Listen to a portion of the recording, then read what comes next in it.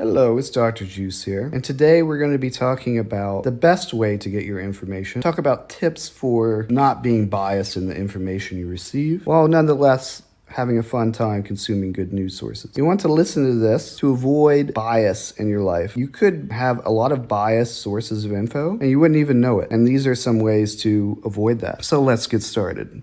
Number one, whenever possible, you want to consume your news sources or whatever type of information it is. Doesn't have to be news. Consume it from the direct source. So this means if someone is talking about some crazy event that happened or something somebody said, you want to actually look at the news article or look at the actual event of what happened. So that means watching the source video as an example, rather than just reading what other people said about it or reading the title of it, or reading an article that is just talking about it. You want to get to the source of the truth. So that's one basic rule. The rule is try to get an average of different viewpoints. So for example, I have heard arguments from various friends for and against unionization in companies. Rather, most are against or for unionization, but there's some people that have some more nuance to their views. So you want to see what people from different viewpoints are saying, and then that can help you identify some commonalities. So one little trick I like to use as an example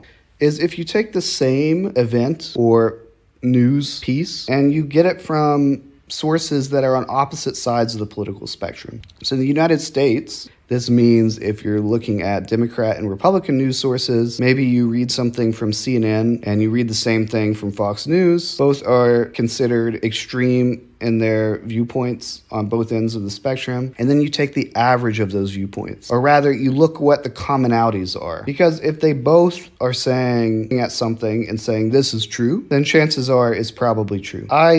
Nowadays, I don't look at any news or information sources. I just get it directly from Twitter or from the actual event that occurred. So in this way, at least I'm not being pushed some type of information from a particular media company. Instead, I'm being algorithmically pushed information based on what engages me and also based on what actual people are saying. That said, there are pitfalls with that approach too. Try to go against the algorithm some by hiding posts that I find really engage my emotions. At least when it comes to informational things. I will just hide them if they are starting to make me angry.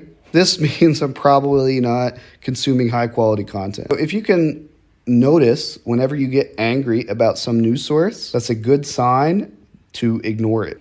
And instead, try to look at some more objective news sources. Nowadays, I think there's going to be some good tools coming out for objectively looking at news through AI. You get like 10 different AI models, you scrape the internet for information about some event, and you summarize it. And in this case, you're at least getting an average of views. It's a nuanced topic, so I know not everything I'm saying is foolproof here, but hopefully some of these tips you can find useful in your life when consuming information responsibly. All right, that's Dr. Juice. See you in the next video where I will try to give you some valuable information. Bye.